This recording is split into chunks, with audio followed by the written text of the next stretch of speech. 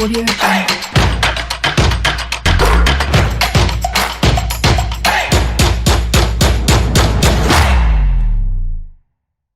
Pour de nouvelles empoignades ce week-end, on en parle dans votre émission Plateau Foot Europe, suivi par vous, chers auditeurs, via vos postes radio et smartphones. 91.9 sur la bande FM, puis sur la toile radiosportfmtg.com. PFE 583 accueille dans le studio Messanyame Echevi Tengue. Salut Echevi. Salut Angelo et salut à tous ceux-là qui sont à l'écoute en ce moment. Comment vous portez-vous? Ça va. Merci de répondre à notre invitation. Au plaisir. Nous attendons toujours en studio les autres pour cette émission. Si tout va bien, on sera en direct depuis Paris avec Annie Gasnier de Radio Foot International pour nous parler du bon début du Paris Saint-Germain en Ligue européenne des champions. C'était face au Real Madrid terrassé. Mise en onde Sa Majesté Pelagie Mekoum. Vidéo assurée par Elom Adovon. Je suis Angelo Folikwe. PFE, c'est parti.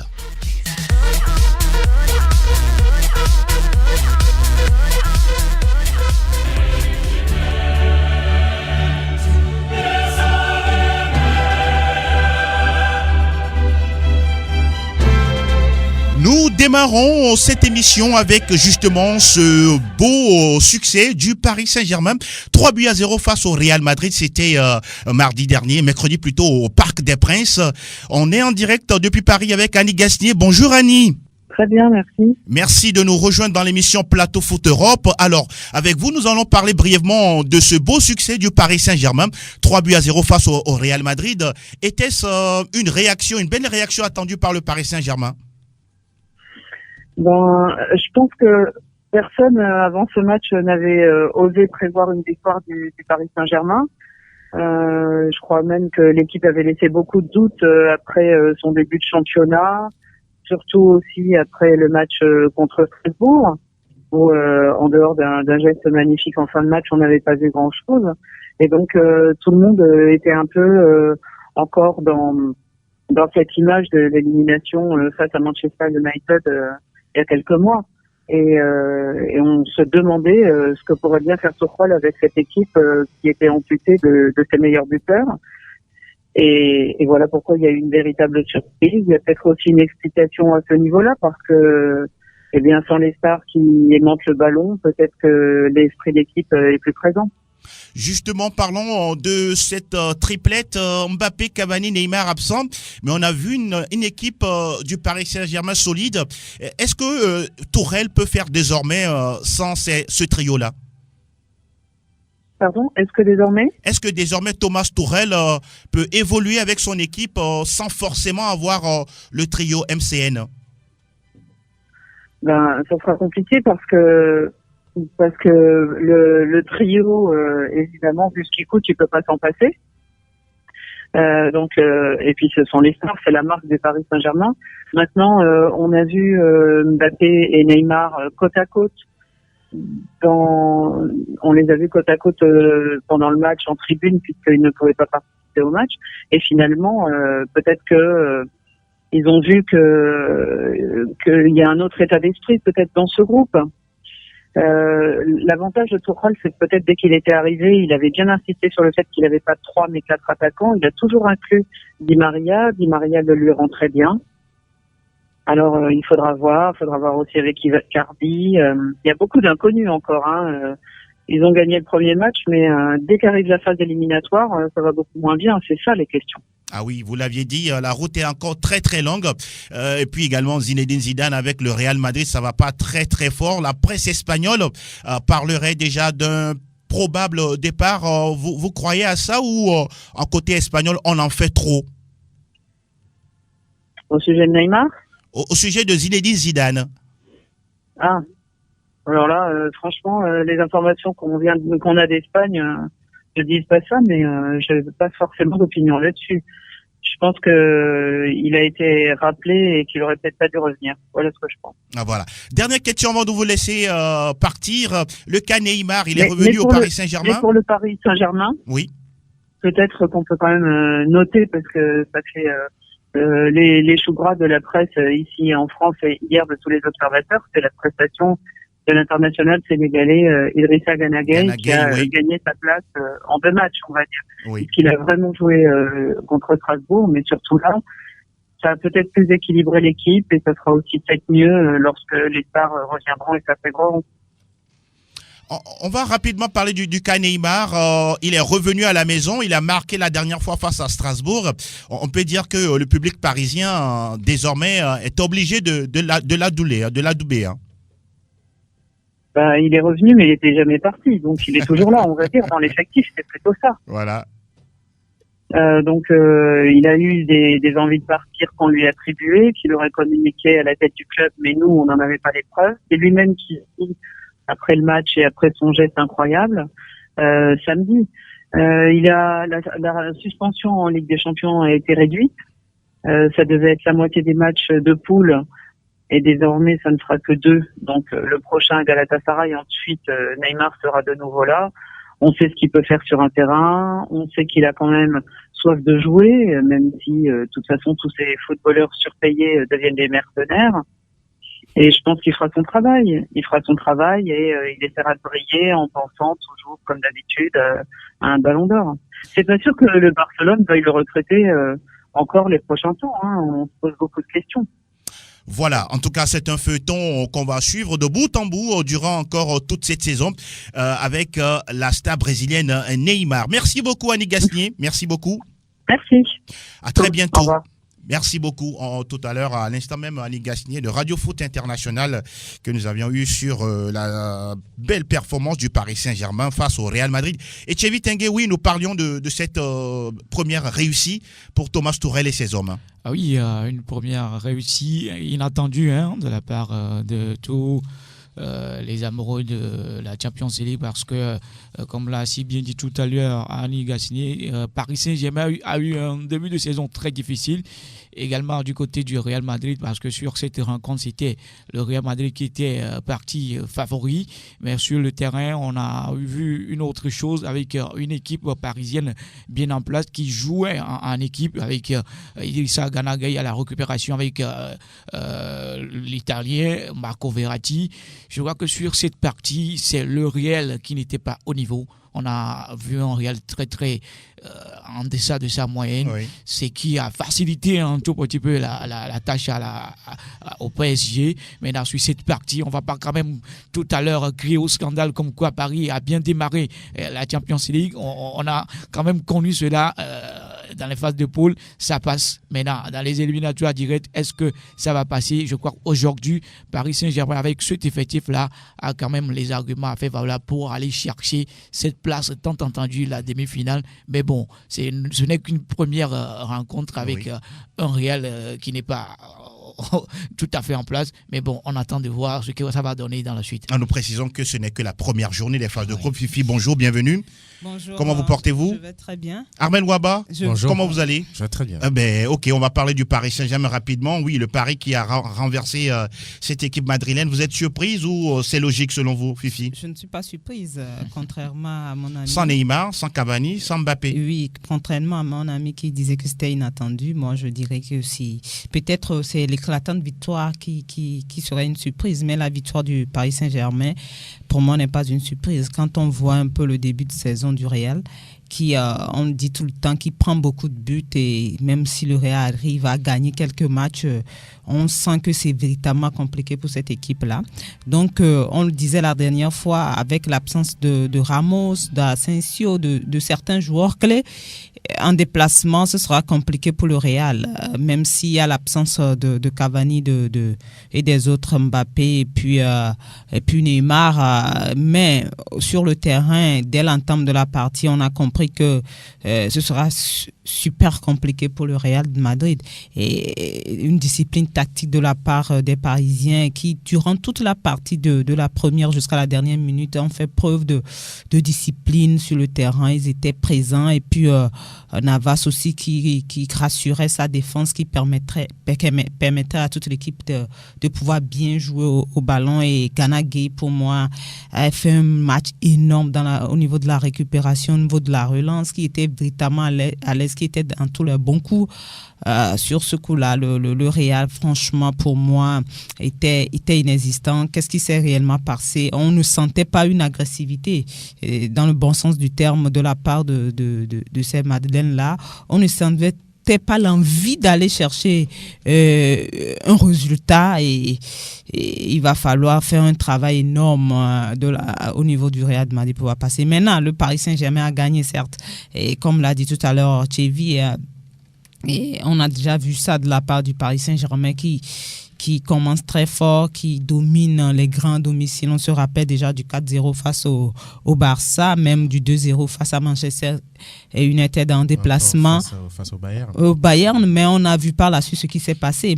Et je me dis qu'il va falloir garder la tête sur les épaules et c'est une référence, cette victoire-là, et continuer sur cette lancée pour pouvoir chercher la demi-finale. Concernant le Real Madrid, cette équipe, elle est à reconstruire totalement. Il ne faut rien attendre pour cette saison. Oui, le Real déjà lors des matchs de préparation de l'intersaison ne rassurait pas trop. On a déjà vu la débâcle face à l'Atlético avec le festival Diego Costa. Ce qui préoccupe plus aujourd'hui au niveau du Real, c'est l'entraîneur. Parce que d'aucuns auraient pensé qu'avec le retour de Zinedine Zidane, celui-là même qui a mené cette équipe à 3 victoires consécutives au niveau de la Ligue européenne des champions, les choses changeraient. Il y aurait une nouvelle envie, vu que ces joueurs sont habitués à avoir Zidane à leur tête. Mais non, ça n'a pas changé grand-chose. D'où la question maintenant de savoir si Zidane va continuer ou pas. Vous pouvez avoir le problème d'effectif, d'accord, mais pas le problème d'entraîneur. Ça veut dire qu'aujourd'hui, il y a beaucoup d'équations à résoudre au niveau du Real Madrid, mais je suis quand même d'avis avec les précédents. Certes, ça a été une victoire éclatante, triomphale du PSG, mais en face, ce n'était pas le Real qu'on pouvait attendre, et donc il va falloir relativiser, même si les Parisiens ont montré beaucoup de caractère dans ce match. Et pendant ce temps, Thibaut Courtois, lui qui offre des buts aux visiteurs de façon, voilà quoi. Dans le même groupe, on a le club Bruges qui réalise le nul et blanc face à Galatasaray. Dans la poule B, Olympiakos et la formation de Tottenham font nul de 2 partout. Et puis le Bayern qui corrige à domicile l'Étoile Rouge de Belgrade. 3-0. Bon, à ce niveau-là, rien de surprenant. Non, sauf que Tottenham peut-être déçoit en débutant. 2 buts partout. À l'extérieur. Ils ont mené, ils ont été repris. Oui. Là, c'est quand même... On aurait préféré on aurait peut-être accepté une victoire de Tottenham. Le Tottenham finaliste là à saison dernière. Dans la poule C, Manchester City en déplacement a corrigé le Shakhtar Donetsk 3-0, ce qui est logique. Et puis le Dynamo Zagreb, oui, a soufflé sur l'Atalanta Bergame, le premier venu dans la compétition. Ah oui, c'est pas évident. Hein. Oui, une fois qu'on retrouve les phases de poule en Champions League avec ces petits clubs, on se donne à fond. On n'a même pas cette frayeur-là. On joue son football, c'est ce qu'on a vu de la part de ce club-là. Mais bon, on connaît que pour eux, c'est vraiment la phase de poule. Donc, pour l'instant, c'est un bon résultat obtenu, mais est-ce que ça va continuer ainsi? Est-ce qu'ils ont quand même l'effectif nécessaire pour pouvoir aller chercher la qualification pour les 8e de finale? C'est la grosse interrogation. En tout cas, côté Atalanta, c'est un apprentissage difficile parce que le prochain match, ils vont recevoir le Shakhtar Donetsk. Dans la poule D, on a suivi ce choc au Wanda Metropolitano entre l'Atlético de Madrid et la Juventus Turin. Au finish, c'est 2 buts partout. L'Atlético peut quand même remercier le ciel, parce que la Juve a mené. Et finalement, Bianconeri qui ont été repris à la fin du match. Oui, c'est vrai. Ça aussi, c'est l'autre chose à souligner de la part de la vieille dame. Ce n'est pas normal pour un club qui prétend remporter cette Champions League. Ils ont déjà affiché une telle copie en Serie A italienne. Ils ont mené, après ils ont été repris après pour faire un match nul. Justement, c'est le point sur lequel je voudrais insister. Pourtant, les efforts défensifs ont été faits financièrement pour amener Delight, par exemple, pour construire un bloc défensif assez costaud. Mais on a vu que l'Atlético a fini par perforer cette défense-là. Je pense quand même que les Colchoneros s'en sortent aussi bien. Parce que quand on voit la dernière ratée de Cristiano Ronaldo. Il s'en est fallu de peu pour qu'il y ait 3-2. De toute façon, c'était pas un match évident pour les deux équipes. Absolument. Quand on sait le passé récent, avec notamment... Avec la fameuse célébration. Voilà. de Cristiano Ronaldo. Oui, vous savez de quoi nous parlons, oui? Je voulais ajouter, c'est pour dire que l'Atlético aussi n'est pas une petite équipe. Hein. Qui a déjà joué 2 finales. Deux finales, qui a gagné également l'Europa League entre-temps et qui a véritablement renouvelé son équipe avec beaucoup de jeunes et qui était à domicile. On connaissait cette équipe à domicile qui était difficile à jouer. Donc, on ne peut pas dire que c'est un mauvais résultat pour la Juve. Mais en même temps, quand on domine et quand on a pris 2 buts d'avance à 20 minutes d'un match, c'est là qu'on peut se dire la Juve aurait pu conserver cette avance jusqu'à la fin. Oui, j'aimerais rajouter un truc au niveau de la défense. Moi, j'ai constaté qu'il y a ce problème-là au niveau de Setini, de Light et Bonetti qui n'arrivent plus du tout à aller au duel aérien. Ça fait que quand on a des coups de pied arrêtés en défaveur de la Juventus, il y a cette frayeur-là. Moi, sur ces 2 buts, je vais dire tout simplement que la défense a été quasi absente sur ces duels aériens. Maintenant, si ça continue ainsi, moi, je m'avais tout simplement dit aux supporters de Juve qui vont quand même monter les doigts pour cette saison. Parce que c'est pas possible d'avoir l'avantage jusqu'au 90e minute et se faire rattraper. Et là, on se dit qu'on va remporter la Champions League. Attention. Il y a encore à revoir. En tout cas, il faut avoir un certain équilibre dans l'effectif de Mauricio Sarri, de toute façon, qui était sur le banc et puis curieusement en costume cravate, s'il vous plaît. Ce n'est pas de son habitude. On va parler du groupe E avec cette gifle recto verso envoyée à Liverpool, le tenant du titre, par le Napoli. Pourtant, on n'en parle pas trop. Hein. C'est quand même le tenant du titre qui est allé non seulement... Vous avez pris le temps de parler d'autre chose. Oui, justement. Voilà. Alors, on va aller parler de Liverpool maintenant. Bon, on va parler de Liverpool de Tao. C'est quand même 2-0. Je pense que déjà, les difficultés se sont faites ressentir l'année passée. Quand on sait que Liverpool, certes, a terminé champion, mais en phase de groupe... ils ont eu 3 victoires, 3 défaites. À domicile de surcroît. Ils ne se sont jamais imposés... à l'extérieur, de surcroît, il y avait l'étoile rouge de Belgrade. Ça veut dire que ce n'est pas seulement face aux fortes équipes, mais des équipes moyennement aussi rodées. C'est peut-être aussi la chose à corriger de la part de Jürgen Klopp. J'ai l'impression... Une belle équipe napolitaine, il faut le souligner. Une très belle équipe. Et dans quelle ambiance? Entraîné par Carlo Ancelotti. Et oui, justement. Le professeur. Ça, c'est aussi l'élément important qu'on oublie souvent. Aujourd'hui, la star au niveau du Napoli, ce n'est pas forcément Insigne ou encore Mertens. Llorente. Oui, ou Llorente. C'est de très très bons joueurs, mais pas de la trempe de Cristiano, de Messi, ou encore même de Salah ou de Mané, mais l'entraîneur reste la star de cette équipe, le Il a gagné cette compétition en tant que joueur et en tant qu'entraîneur. Et je m'amusais à voir les vidéos de la Champions League, les finales. Ça remonte même, je crois, aux années 1980, avec Carlo Ancelotti. C'est un vieux de la vieille, mais un entraîneur qui ne fait pas trop de bruit. Il parle pas souvent. Sincèrement, avec cette équipe-là, je pense au moins... je l'espère qu'ils feront une véritable performance. Et sortir des poules cette fois-ci. La saison dernière, vous le rappelez, avec 12 points, ils ont été éliminés. Justement. C'est incroyable. Ça veut dire que c'est une équipe qui doit aussi connaître notre sort. En tout cas, je leur souhaite. Quand même, il faut préciser aussi la très belle prestation de Kalidou Koulibaly, le Sénégalais, qui avait à cœur un peu de se reprendre dans ce choc face à la Juventus où il a été le fautif. D'un seul coup, il n'est plus le meilleur défenseur au monde. Il a remontré la dernière fois. Van Dijk qui n'a pas pu empêcher les 2 buts pour Liverpool. Il peut pas pourtant meilleur défenseur de la planète. Il ne peut pas tout faire tout seul tout le temps. Voilà. Mais Van Dijk, vous avez une avocate. Mais en même temps, je dirais que sur cette rencontre-là, vous savez que la saison dernière déjà c'est quelque part, c'est Liverpool qui a empêché Naples de se qualifier. Vous vous rappelez? Oui, tout à fait. Et ça a fait véritablement mal. Naples qui avait totalisé à la fin 12 points, mais qui n'était pas au second tour. Parce qu'il a été accroché à domicile par Liverpool, je crois, et puis battu. Naples va quand même pas se laisser encore une fois marcher dessus à domicile. Il sait que pour aller au second tour, il va falloir gagner tout le monde à domicile et espérer peut-être faire des nuls à l'extérieur. Ils ont compris la leçon et ce n'est que bénéfique pour eux. Et la formation qui n'a pas eu, on va y aller parce que le temps est contre nous, c'est Salzbourg qui a étrié 6-2 le Racing Genk. Bon, ça commence bien, mais on attend la fin. Avec la prestation du Norvégien. Ce garçon-là a déjà marqué 9 buts dans un match. C'était lors de la Coupe du Monde junior, je crois. Exact. En tout cas, c'est un garçon à suivre. Qu'on annonce comme le futur grand attaquant de la Norvège. Bon, en tout cas, il est grand de taille. Ah oui, 1m91, Ouais. exactement. Le groupe F avec le Borussia Dortmund, au Signal Iduna Park, qui n'a fait mieux que nul, 0-0 face au FC Barcelone. Et puis le match Inter Milan également, soldé par un nul. Un partout. Ah oui, on attendait beaucoup de buts dans cette confrontation Dortmund-Barcelone, mais ça n'a pas été le cas. Ah oui, même si on a dit que Dortmund partait favori sur cette rencontre, on avait un Barça qui n'était pas tout à fait en place avec ce match remporté dans la Liga espagnole qui leur a donné cette confiance-là.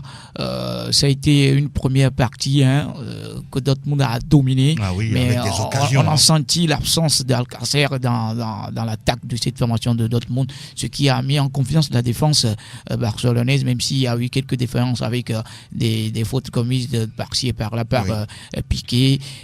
Mais bon, sur cette rencontre, moi je vais dire tout simplement que c'est Dortmund qui a raté sa rencontre. Ils ont eu un penalty. Ils ont eu un penalty. Maintenant, c'est mal tiré de la part de Marco Reus. Mal tiré ou c'est Ter Stegen qui a été bon? Mal tiré. Parce que le gardien a déjà pris sa partie. D'ailleurs, ils se connaissent en sélection. Ah oui, donc, bon, ça peut être sur également un cette indice. partie, moi, je vais dire tout simplement que c'est Dortmund qui a raté sa rencontre avec cette victoire qui était bien partante pour lui. Mais bon, c'est les phases de poule. On va voir s'ils vont réagir sur les autres rencontres. Pourquoi pas. Et Le puis, Barça s'en sort très très très bien.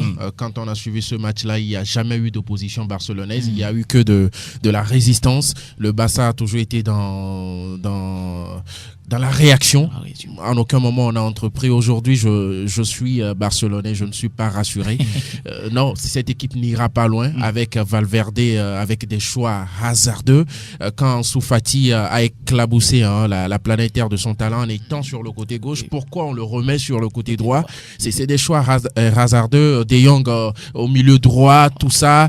Aujourd'hui, on ne sait pas si Roberto il est milieu ou bien il est arrière droit. Le problème pour le Barça, c'est son problème coach. aujourd'hui, c'est son coach qui a dénaturé. Ce qui n'est pas le cas d'autres Non, équipes. qui a dénaturé complètement cette équipe barcelonaise. Ouais. La seule assurance aujourd'hui pour le Football Club Barcelone, c'est Marc-André Ter Stegen. Mais on sait que les gardiens n'attrapent toujours pas les ballons. Et À un les moment, autres ça joueurs va passer. sur la pelouse, ils ne valent rien, c'est ça. Aujourd'hui, en tout cas, ils ne sont pas au mieux de leur forme. Ok. C'est une équipe complètement en manque de confiance. De confiance. Ne serait-ce que les deux traumatismes de la Roma et puis De Liverpool. de C'est ça passe très fort. Alors, l'Inter Milan qui fait un match nul, l'Inter aussi annoncé comme peut-être potentiel favori. Bon, ce n'est que la première journée, Fifi. Ce n'est que la première journée, match nul à domicile. Ouais. Oui, à domicile. Mené, en la plus. dernière minute. Voilà, donc, mais pour moi, potentiel favori, je Vous ne les vois mettez pas là-bas Non, moi, face au Slavia Prague. Bon, on va s'intéresser justement à Lyon. C'est une équipe française qui a fait un nul face au Zénith Saint-Pétersbourg. Mené, hein? Oui, mené et après égalisé. Ouais, bon, Lyon, Vous n'êtes pas surprise, hein? Non, pas du tout. Moi, Lyon, quand vous prenez le champion, aussi bien la saison dernière que cette saison qui commence, c'est une équipe pas en confiance qui souffle le chaud et le froid, Voilà. qui est capable sur un match de gagner. Vous vous rappelez la saison dernière face à Man City, Oui. à la surprise générale, qui est quand même allé en Angleterre battre Manchester City et qui après, vous voyez, c'est des petits clubs qui viennent faire match nul chez lui. Donc, pas du tout surprise, ce n'est que Lyon sur ce match. Le Lyon qui ne fait plus peur. Ah oui, un Lyon qui ne fait plus peur parce qu'il y a eu les départs. Il y a eu les départs avec les jeunes joueurs qui sont là. Oui. Il faut faire avec. C'est avec le temps que ça va prendre cette mayonnaise-là. Même si Mais est-ce que Ola serait Depuis patient? Lyon, c'est la même chose. Est-ce que Ola serait patient? c'est pas évident, un président qui n'est pas du tout patient quand le résultat ne suit pas. Oui. Mais bon, avec les Brésiliens, on espère vivement que ça va prendre du temps pour avoir cette équipe digne de ce nom au niveau de Lyon. Parce que dans le temps, c'est un Lyon qui faisait peur. Mais aujourd'hui, ça fait plus peur. Mais bon, c'est également le haut et le bas d'un club. Même si vous avez des jeunes joueurs qui n'ont pas cette expérience-là, il faut faire avec. C'est ça. Vous ne dépensez pas. Vous voulez avoir quel résultat? C'est avec le temps, au fur et à mesure, que vous aurez ces résultats-là. Donc, pour Lyon, c'est pas encore un mauvais résultat, ce nul-là. Mais bon, c'est les phases de poule. Il faut aller engager les points. Oui. Et pour le moment, un point, c'est surtout à domicile. Si vous gagnez les 3 matchs, ça fait 9 points. Vous avez peut-être la chance d'être en 8e de Oui, finale. on a c'est également ce que un grand Liverpool a club fait. Zénith. C'est pas un petit club. Donc, tout le monde veut aller chercher les points là pour pouvoir se qualifier. c'est les premières rencontres, on va quand même garder la patience pour voir s'il y aura une réaction lyonnaise. Alors, on va s'intéresser à Leipzig également qui a gagné 2-1 face au Benfica dans le même groupe. Dans la poule H, l'Ajax Amsterdam, oui, pour un autre club français, c'était difficile. La découverte de la Ligue des Champions 7 ans après. Lille qui a pris 3 face aux Ajaxides. Et puis, de l'autre côté, c'est Valence qui va surprendre Chelsea à domicile 1-0. Fifi. Pour Lille, on me disait le vendredi, le vendredi dernier, on disait que ce ne serait pas facile. Quand on voit tout ce que Ajax a fait la saison dernière en Ligue des Champions, et quand on voit la carrure même des joueurs de l'Ajax, c'est vrai qu'il y a certains qui sont partis, De Jong et de Leitz qui sont partis, mais cette équipe d'Ajax est supérieure pour moi à Lille. Ouais. Et voilà, ça a été fait, et 3-0, peut-être que c'est salé. C'est salé, mais bon, c'est le niveau. C'est le niveau pour moi. Maintenant, il va falloir continuer à travailler. Est-ce que Lille, même dans ce groupe, va aller chercher une place pour les 8e ou bien va vouloir chercher une place pour l'Europa League?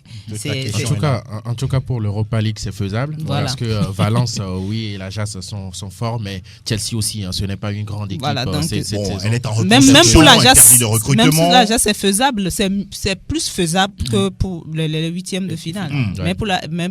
Mais pour l'Europa League aussi, c'est faisable, mais ce sera compliqué. En tout cas, on suivra toutes ces rencontres durant toute la saison concernant les matchs de Ligue européenne des champions. Ce n'est que la première journée, la seconde ou la deuxième, ce sera à partir du 1er octobre prochain. On aura toutes les affiches durant les prochaines émissions de Plateau Foot Europe. On va remonter le générique PFE et derrière, nous enchaînons avec la Ligue Europa. Alors, nous continuons de parler de ces équipes françaises, de ces clubs français. On parle de Saint-Etienne qui, hier, face à la Gantoise, a perdu. Et puis, il y a Rennes qui a essayé de limiter la casse en faisant un but partout à domicile. Saint-Etienne, c'est quand même la surprise hier parce que c'est une équipe qui était partante pour avoir ces 3 points-là. C'est pour cela que je dis souvent que c'est autre chose quand on parle de la Ligue Europa, d'une coupe continentale européenne. Il n'y a pas cette envie-là d'aller faire le résultat. C'est ce que vous voyez? Oui, c'est ce que moi je vois. On penche toujours sur la Liga, la Ligue 1 Conforama, autant pour moi, pour faire un résultat. Même si aujourd'hui on a envie d'aller au niveau de l'Europe, ils n'ont pas quand même les moyens. Même s'il y a également les joueurs, je crois que Saint-Etienne, je vais dire qu'ils se concentrent seulement sur la Ligue Conforama parce qu'ils n'ont pas les moyens en place pour pouvoir aller chercher le haut niveau. Mais ils ont quand même fait quelques recrutements. Oui, bon. Mais quand vous prenez même en Ligue 1 Conforama depuis le début de la saison, c'est compliqué. Ça ne va pas. Ce n'est que la suite logique de leur... L'expérimenté coach est parti, donc quand il est parti, on amène quelqu'un de genou, c'est compliqué. Il y a aussi Kabela qui n'est plus là. Il est parti également en Turquie. Le meilleur joueur, voilà. Quand même. Donc, on va parler de Retafe de Djenda Konam qui a battu Trabzonspor 1-0. Début réussi pour Djenda Konam dans la compétition. Oui, bien sûr. On voulait tous voir une victoire de Getafe de Djenda Konam, c'est fait. À domicile en plus contre ce club turc Trabzonspor. Moi, je disais qu'ils avaient quand même les armes pour aller gagner cette équipe-là, justement. Pour prendre au moins les 3 points, se mettre en confiance pour la suite de la compétition. C'est fait. Maintenant que ça commence comme ça, maintenant, il va falloir se réveiller également en championnat. Parce que depuis le début de la saison, Getafe, c'est compliqué. C'est compliqué. Ils sont pratiquement vers le bas du tableau. Alors, Arsenal, grâce à Aubameyang et au jeune Saka, ont pris la mesure de l'Eintracht Francfort, 3-0. Ah oui, pourtant, ce n'était pas évident dans ce match-là. Il faut rappeler que Francfort a joué à 10 contre 11 à une certaine période. Justement, c'est une équipe très très belle. Quand vous avez d'ailleurs, Jovic, je crois, venait de là. Bien sûr. Qui révèle beaucoup de talent. Et puis leur entraîneur aussi qui fait un bon boulot depuis 2-3 saisons déjà. En tout cas, sincèrement, moi, je ne pensais pas avoir ce score-là. Maintenant, il y a eu une leçon de réalisme que les Gunners ont quand même donné. Parce que les joueurs de Francfort, à un moment, ont eu 2-3 3 occasions franches qu'ils n'ont pas converties. Et à cette étape de la compétition, ça se paie cash. C'est un peu comme Lille face à l'Ajax. Ce n'est pas forcément que l'Ajax a dominé de bout en bout ce match-là, mais l'Ajax s'est montré très très réaliste face à Lille. On va s'intéresser également à cette petite victoire, certes, soit-elle de Manchester United 1-0 face à Astana, avec toujours des genoux à la baguette, côté United. Oui, même si aujourd'hui cette formation est privée de la Champions League, on ne peut que... Ça fait mal, hein. Il doit y avoir une réaction avec des débuts. Ils ne sont pas privés, ils ne sont pas qualifiés.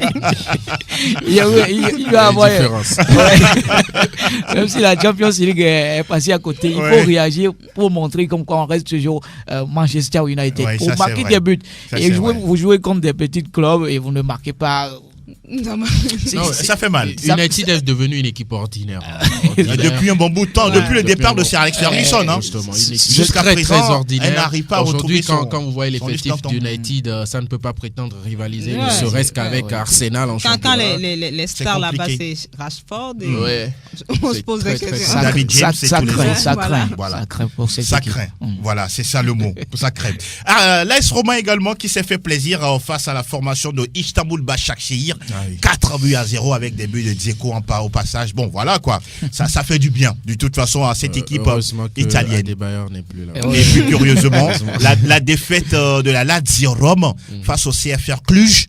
Voilà. La surprise. Ce sont des choses qui arrivent. Non, ça c'est véritablement la surprise. C'est la surprise. Là, ils se sont privés. Mais on n'est qu'à la première journée. Oui. Donc la route est là encore très longue. Très longue. Voilà.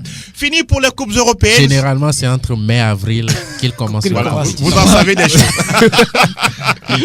Fini pour les coupes européennes. Cette fois-ci, nous abandonnons les majeurs. Direction où là déjà? English Premier League News.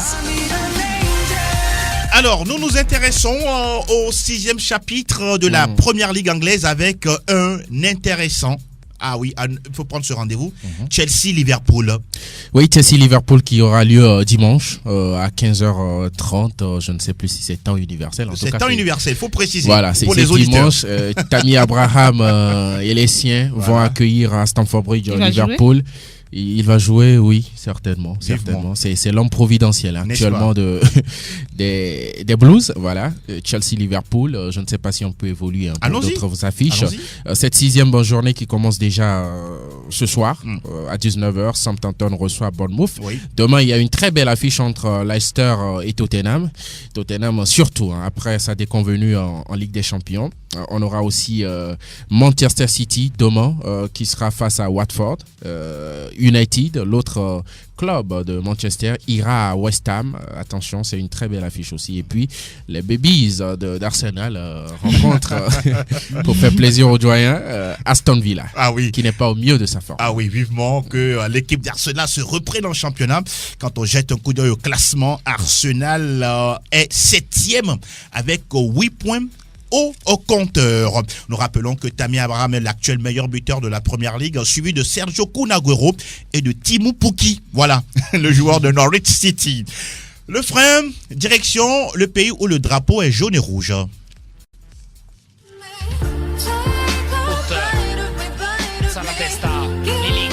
Tutto calcio Italia.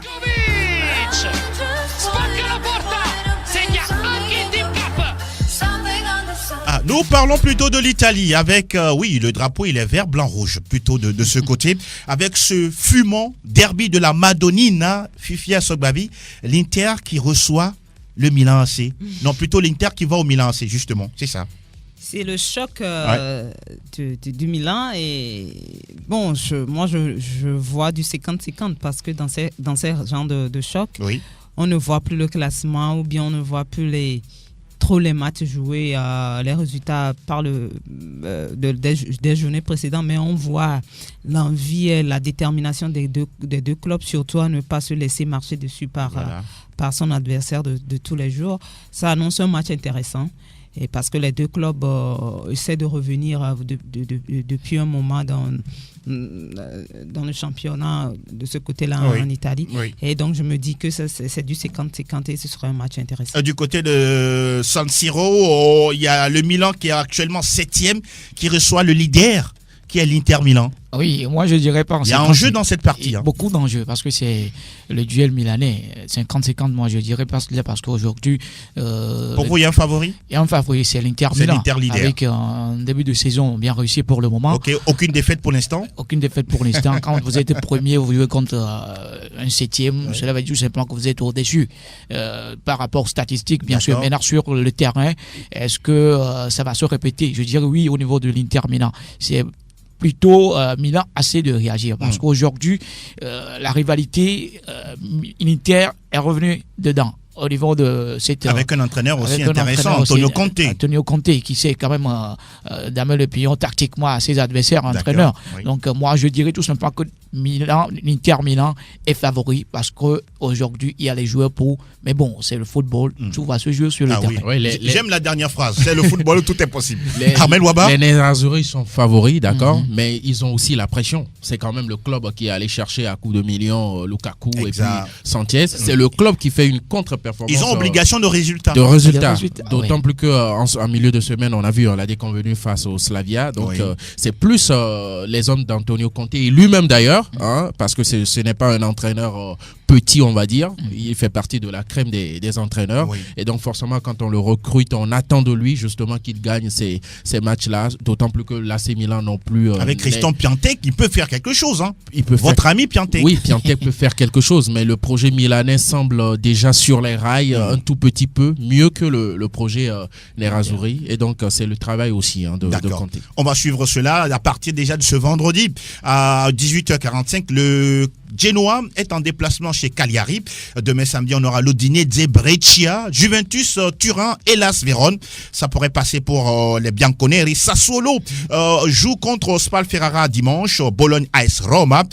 Naples se déplace chez Lecce. On aura également Sampdoria de Gênes face au Torino, Atalanta Bergame Fiorentina, et puis la Lazio Rome qui reçoit Parme d'un certain Gervinho. Fini pour le calcio, direction l'Allemagne. Herzlich willkommen zum Bundesliga. Alles über Bundesliga. Nous parlons de Bundesliga, on va avoir peut-être la réaction du Dortmund, justement, qui était la dernière fois, certes à domicile, qui a fait un match nul, les Blancs face au Barça. Mais là, Dortmund va jouer déjà face à qui? Ce serait sur la pelouse de l'Eintracht Francfort. Ah oui. Drôle de calendrier quand on sait que les deux bêtes sont blessées en milieu de semaine, malgré le nul, malgré une grosse performance dans le jeu. Dortmund n'a pas réussi à battre le Barça, et on le disait tantôt, Francfort en Europa League qui se fait laminer. Ça va être très dur, mais attention, je pense que Francfort va faire mal dans ce match-là parce qu'ils sont à domicile et ce n'est pas évident d'aller les battre chez eux, d'autant plus qu'ils ont les yeux rouges maintenant. Mais pour Dortmund aussi, le défi, ce n'est pas de perdre des points quand on sait qu'on est déjà un peu distancé par rapport un petit point entre Dortmund et Leipzig, et peut-être, comme vous l'avez dit, Dortmund aura envie de revenir rapidement en tête de classement. Surtout dans le duel avec le Bayern de Munich. On sait que à l'intersaison, les recrutements de Dortmund, c'est clairement pour aller chercher le titre cette saison. Voilà, donc il va falloir ne pas se louper sur ces rencontres. Alors, le Bayern va jouer contre la formation de qui déjà là? Cologne. Bon, pour l'instant, ça fait un bon bout de temps que Cologne ne va plus bien. Vous pensez que le Bayern a les 3 points dans sa gypsière? Automatiquement. Les 3 points sont automatiquement. Parce que sur cette partie, il n'y aura pas photo. Parce qu'aujourd'hui, Bayern qui revient de très très loin dans ce début de saison. Deuxième, bien sûr. Actuellement, ils sont 4e. Oui, c'est la pression. À 2 points de Leipzig. À 2 points de Leipzig, c'est la pression. Il faut gagner tous les matchs. Et maintenant, ils n'ont plus droit à l'erreur. S'ils veulent bien sûr retrouver la tête du classement, il faut ce résultat-là. Donc, Cologne, moi, je ne vois pas trop rivaliser contre Bayern sur cette partie quand on sait que l'ambition, c'est le titre cette année. Alors, Schalke 04 joue face à Mayence dès ce vendredi à partir de 18h30. Demain samedi, on aura Bayern Cologne, Leverkusen face à l'Union Berlin, Fribourg reçoit Augsburg, Hertha Berlin est au révélateur de Paderborn, et puis Leipzig joue contre la formation du Werder Bremen. Dimanche, le Borussia Mönchengladbach reçoit le Fortuna Düsseldorf, et puis, comme on l'a dit tantôt, la formation de Dortmund joue en déplacement chez Francfort. Puis en clôture, lundi, ce sera le duel Wolfsburg, Hoffenheim de Illas Bébou. Pour l'instant, Hoffenheim, quand on jette au coup d'œil au classement, Hoffenheim est 13e avec 4 unités. Ça ne va pas fort, hein? Ça ne va pas fort et ça fait, je crois, une victoire et un match nul depuis le début de la saison. Et on espère que sur cette rencontre-là, Bebo et ses coéquipiers vont pouvoir relever les défis. Hein. Il faut engager des points. Quand on sait que la saison dernière, son club a été relégué. C'était pratiquement les mêmes résultats en dents de scie. Il va falloir relever le niveau et ne serait-ce que assurer le maintien cette saison. Et surtout que l'équipe marque très peu de buts. Voilà. En 4 journées, Hoffenheim a seulement marqué 3 buts, en a pris 6. Dont un de Bebou. Dont un de Bebou, merci de le souligner. Alors, c'est fini également pour l'Allemagne. Et nous allons parler cette fois-ci, du football panache. Salta el Madrid, salta el Barça, arranca el clásico. Está el tiempo de la Liga. Sí, buena la que recibe de Casemiro, haga la primera, gol. Le championnat des étoiles, on va s'intéresser d'abord, à ce choc attendu au Sanchez-Pizjuán entre le FC Séville et le Real Madrid. La tête de Zinedine Zidane qui n'a plus de cheveux est en danger? Non, je préfère laisser les autres. Mais je vous donne la parole, puisque c'est moi qui pose les questions. D'accord, je risque de ne pas être objectif. Vous êtes journaliste sportif, vous devez être objectif. D'accord, je vais essayer. On va essayer, voilà. C'est deux formes totalement différentes. D'accord. Séville qui se sent beaucoup mieux que le Real actuellement. Même avant cette débâcle au Parc des Princes, le Real n'allait pas mieux. Et donc, ce match-là, comment est-ce que je le perçois? C'est le leader qui reçoit le 3e. Voilà, pour une fois, Séville part favori dans cette rencontre-là, dans la confiance, dans le caractère même, puisque les hommes de Zidane ne montrent plus rien du tout, rien. Il n'y a aucune envie, il n'y a aucune volonté manifeste d'aller faire un résultat. C'est un Real totalement mort. Et donc, ce sera une contre-performance des Sévillans aussi, de perdre cette rencontre-là, d'autant plus qu'ils sont à Sanchez-Pizjuán, à domicile, tout simplement. Donc, voilà, quoi, c'est à eux de faire un résultat. Mais bon, peut-être qu'un sursaut d'orgueil de la part du Real, parce que Zidane aussi sait qu'avec cette défaite-là, curieusement, ça suffit pour être sur une siège éjectable désormais. Fifi, votre avis sur ce duel Séville-Real? Je veux croire à un sursaut d'orgueil du Real. Je veux bien croire, parce que là, ça va être compliqué si jamais il ne gagne pas, ou bien si jamais il n'y a pas un résultat. Parce que Séville, depuis le début de la saison, est très très à l'aise, montre de belles choses. Je crois que même en Ligue des Champions, ils ont gagné la dernière fois. C'est un maximum de confiance à domicile. Ils vont vouloir conforter leur première place. Et ce ne sera pas facile pour ce Real que nous sommes en train de voir depuis le début de la saison. Mais je veux bien croire à un sursaut d'orgueil de la part de Zidane et de ses poulains. On est en football, tout est possible. Et oui, il faut réagir forcément, parce que c'est la pression qui est au dos, avec Zidane qui n'a plus sa tête. Même si aujourd'hui on a les joueurs aussi qui n'ont plus cette envie-là. Moi, même si aujourd'hui on peut accuser l'entraîneur qui est de Zidane, on va accuser également les joueurs, parce qu'ils ont cette nonchalance-là de ne pas avoir la fougue d'aller vaincre l'adversaire. Mais bon, avec Séville, aujourd'hui, cette formation... Vous pensez que ces joueurs-là sont aujourd'hui, on peut dire, blessés dans leur orgueil, ils vont réagir face aux Sévillans? Ils ont l'obligation de réagir. Ils ont obligation de réagir, parce que c'est un club qui a une histoire, et cette histoire a été toujours mise devant. Donc, s'ils réagissent plus, je crois que c'est quand même décevant, d'abord pour le club et pour les joueurs. Parce que le Real Madrid, c'est un club très entendu qui, depuis longtemps, n'a pas encore remporté la Liga. Ça fait un moment. Fait un moment, donc face à ces formations qui commencent grand et terminent petit. Mais bon, c'est l'endurance, la Liga, donc il faut tout simplement avoir cette envie-là d'aller chercher le résultat, surtout au niveau du Real Madrid, parce que ça va pas. En tout cas, ce sera le choc de cette 5e journée du côté de la Liga espagnole. On va s'intéresser au club de l'Atlético de Madrid qui reçoit le Celta Vigo. Cette équipe aussi a envie de revenir dans le championnat, sans oublier le Barça qui va jouer déjà face à Grenade. Le Barça qui est en déplacement, qui, pour l'instant, n'a pas eu le moindre point à l'extérieur. Armel Ouaba. Ah oui, on parlait du Real, c'est à croire que le Barça se porte mieux, c'est totalement faux. Le Barça a fait des débuts totalement manqué dans cette Liga espagnole. Oui. Aujourd'hui, les Blaugrana, je crois, se doit aussi de montrer un autre visage totalement. Mais est-ce qu'avec la cascade des blessures actuellement, même en Soufati, l'information est tombée, semble-t-il, il est aussi blessé. Ah voilà.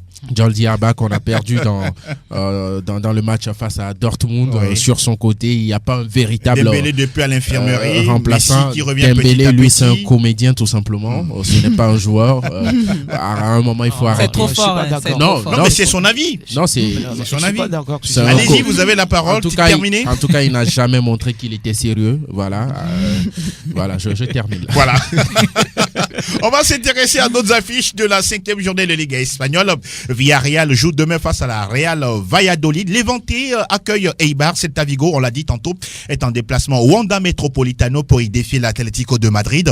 Grenade-Barcelone. Dimanche, on aura 5 matchs, dont Retafe, Real Mallorca. C'est une rencontre à suivre, surtout que Retafe a besoin de points pour sortir de la zone rouge.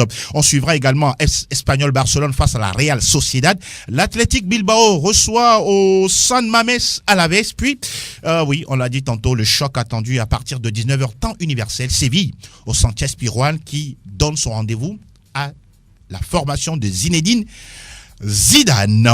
C'est fini pour la Liga espagnole. Cette fois-ci, nous parlons de quoi déjà, Pélagie Mekoum? Monaco, le champion. Et quel spectacle de Ligue 1. Pour une dernière victoire. 100% Ligue 1, Conforama. Lacazette réussit le sien, 28e but de la saison sous les couleurs de Lyon avant de quitter le club. Nous bouclons la boucle avec la Ligue 1 Conforama. Ah oui, Fifia Sogbavi, y a-t-il des affiches intéressantes ce week-end? Bien sûr, nous serons à la 6e journée de la Ligue 1 Conforama. Et pour les affiches alléchantes, on peut parler de Marseille-Montpellier, qui sera un match intéressant. Attention. C'est vrai que c'est au Vélodrome, mais quand on connaît Montpellier depuis quelques saisons, c'est une défense, une dure défense, et ils n'ont pas l'habitude de prendre beaucoup de buts. Avec un certain Victorino Hilton à 40 ans, 41 ans, qui continue à jouer. Et qui continue à jouer pour Montpellier. Intéressant. Et donc, on peut se dire que c'est un match intéressant. Et quand on prend Marseille sur cette dernière journée, avec un Benedetto véritablement en forme, avec des buts, beaucoup de buts marqués par cette équipe de Marseille, il faut s'attendre à un match intéressant. Ce sera le samedi. Il y a un autre match, c'est Lyon-PSG, qui va se jouer en clôture. C'est un choc. C'est un choc, puisque lors des 2 dernières saisons, les Parisiens ont perdu en déplacement à Lyon lors des 2 dernières saisons. Exactement. Même si le Paris Saint-Germain arrive à s'en sortir enfin, à gagner le championnat, ils ont toujours eu des problèmes face à Lyon, surtout en déplacement. Donc il faut s'attendre à un match difficile, et pour les Parisiens un choc. Et même si Lyon, on connaît Lyon sur ce genre de match, est capable de vous sortir un très grand jeu et de gagner, et puis le match qui suit, voilà. Donc, est-ce qu'ils choisissent leur match parfois les joueurs vu l'adversaire en face? Est-ce que je dirais qu'ils choisissent leur match? Peut-être qu'ils sont plus galvanisés quand ils jouent face au Paris Saint-Germain, parce qu'ils veulent, quand on prend Aulas, répondre aux défis, et qui considère son club comme l'un des plus grands également en France, ne veut pas se faire marcher dessus par le Paris Saint-Germain. Et souvent dans ces rencontres-là, les joueurs jouent à fond. Et maintenant, le Paris Saint-Germain avec Navas qui est venu, Gana Gueye en milieu, ce sont deux compartiments qui dérangeaient véritablement le Paris Saint-Germain par le passé. Est-ce qu'ils vont pouvoir répondre aux défis? La question reste posée. Voilà, ça reste Les autres matchs? Les autres matchs, ça commence dès aujourd'hui. Strasbourg qui reçoit Nantes. Et je l'avais dit tout à l'heure, Marseille samedi reçoit Montpellier, Bordeaux, Brest, Amiens qui se déplace à Metz, Nice qui joue Dijon, Nîmes qui reçoit Toulouse, Reims qui accueille également Monaco qui doit réagir après cette défaite de la dernière journée. Et Jardim qui dit les critiques ne lui font rien du tout. Bon, il dit, est-ce que c'est réellement ce qu'il ressent? Je ne crois pas. S'il le dit, c'est que quelque part il a été touché par les critiques et qu'il doit forcément réagir, parce que Monaco a toujours été considéré comme l'un des meilleurs clubs de France, surtout qui doit se placer parmi les 5 ou les 4 premiers de la Ligue 1 Conforama. Donc on ne peut pas accepter que Monaco soit en bas dans la zone de relégation. Et il y a Rennes qui reçoit Lille. Ça aussi c'est un match intéressant. C'est un match Rennes-Lille, oui, bien sûr. Rennes-Lille, c'est un match intéressant. Depuis la saison dernière, en début, on voit ces 2 clubs qui dérangent énormément les grands, qui veulent se positionner également parmi les meilleurs. Et ces genres de rencontres-là sont souvent intéressantes à suivre. Il y a Angers qui joue Saint-Etienne et puis, comme je le disais, en clôture, Lyon reçoit le PSG. Voilà, qui est dit en ce qui concerne la Ligue Conforama. Merci beaucoup, Sa Majesté Fifia Sogbavi. On a fait le tour des majeurs et là, on va rapidement faire le tour de table pour quelques salutations. Et Thierry Tengue, on commence avec vous. Vous pensez à qui? Je pense à tous les amis, oui. Aux anciens élèves du lycée de février, spécialement à Sénat, sans oublier mon grand frère Germain et à tous ceux-là qui me connaissent. Alors, Armel Waba? Je pense à tous les Madrilènes. Voilà. Julien, les deux Julien, Wolfi là-bas, le doyen, je pense à Sika Rovi. Gordo Mela aussi. Eloma Devon. Gordo Mela, Evelyne, je voudrais des nouvelles de toi. Elle va bien. Fifi à Sogbavi. Vos salutations. Bon, comme il a salué les Madeleines, je salue les Parisiens. Je pense à Godwin, à Fedo, et je pense à l'ami Chédré, voilà, et à Belzindodi, ceux qui ont l'habitude de supporter le Paris Saint-Germain, et Palmer, Koumoudi également. Voilà, je vous salue. Félicitations à vous, mais le chemin est encore long et on espère que ça va continuer de la sorte. Merci beaucoup. Gordo dit qu'il ne veut pas de salutation. On va saluer également Elinio Dorqueno, là où tu te trouves. Bon courage à toi et merci de nous recevoir. Nous saluons également Clément Gadegbekou, sans oublier le président Kamal. Benoît Nousoukwe n'est pas du reste, Dagar de Madrid, l'équipe de Soli FC, également de Best Team et tous les autres, sans oublier Franck Nounyama, Ezekiel Ayataï, Roméo Yetor. Alors c'est fini pour aujourd'hui, on se donne rendez-vous lundi avec toujours la même humeur et puis toujours sur la même fréquence. Merci Etchevi. Merci. Merci Armel. Merci. Fifia Sogbavi, merci beaucoup. Et l'homme devant assurer la vidéo de cette émission à retrouver sur radiosportfm.tg.com. La mise en onde a été l'œuvre de Sa Majesté Pélagie Mekoum. Excellente suite des programmes sur Sport FM, la radio qui mouille le maillot. Ciao, ciao.